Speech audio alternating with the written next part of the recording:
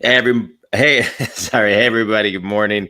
I'm looking forward to talking again, part 2 of part 5 with Brandi Bernoskie of Alchemy+Aim. Brandi, great to see you this morning. Thanks for joining me for coffee. And yesterday we talked about websites. Today I thought we could talk about the importance of content and what makes good content. I think a lot of times people don't know, do I share somebody else's content? Do I do original content? So enlighten us on content. So I think content can take a lot of different forms and look a lot of different ways. And I think, what I most encourage people is commit to a content schedule that actually works for you. Don't overcommit.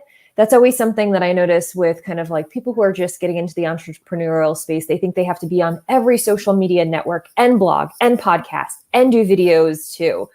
And that's really not the case. The most important thing is that you're putting out good content, something that's valuable for people, whether that's a 5-minute video or a blog post or a podcast. I think it's really important that you choose a medium that works for you and that is something that kind of excites you a little bit or challenges you a little bit. But if it becomes this thing that's just drudgery, it's probably not the best fit. And I think, when it comes to content, do you share do you create your own? Do you share other people's? I think it can be a mix of things. We are constantly inspired by, the books we read, the podcasts we listen to. And I think if you are inspired to share someone else's material, it's always nice to then put your spin on it. Why was this important to you?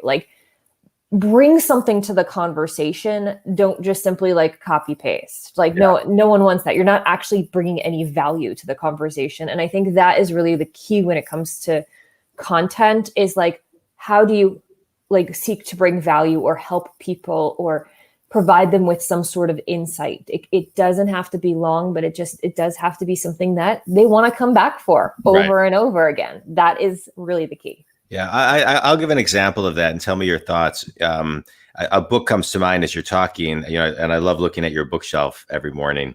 A book comes to mind, The War of Art by Steven Pressfield. Mm-hmm.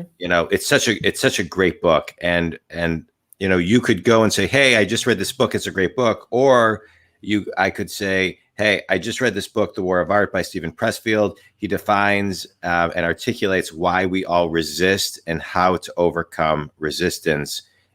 Check it out. You can buy it on Amazon. It does. And I say that because I don't think it has to be long to be impactful, like you're talking about, to inspire somebody.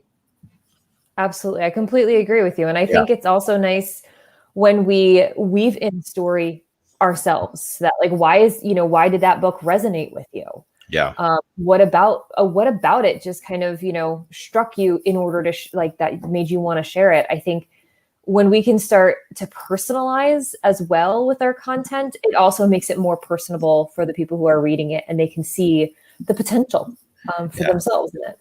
Well, I think also what you're talking about is sharing a story and being a little bit vulnerable and bringing people in. I think they call it narrative transportation, where your message and your story is bringing people in so they feel like they are part of the story. They're buying into the story. They're getting inspired. Something worth Googling, narrative transportation. But I love what you're talking about. We're going to do a 5-part series this week. So we're going to finish. We're going to start again another topic tomorrow.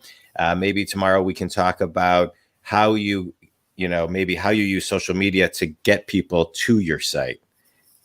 But Brandi, tell everybody how they can get a hold of you. You create beautiful websites and do beautiful work. Tell everybody a little bit about you and how they can connect with you. Easiest thing is to go to my website, alchemy+Aim.com, head to the contact page, fill out the form, go straight to me, and I respond to those forms that I see when I see them come in. So pretty simple. I love when I hear that, people actually responding to their own emails. I do the same thing. Brandi, it's always fun talking to you. I appreciate your insights on everything. I will see you again tomorrow. Think community. If Brandi can help you, give her a buzz. Thanks, Brandi. Appreciate it.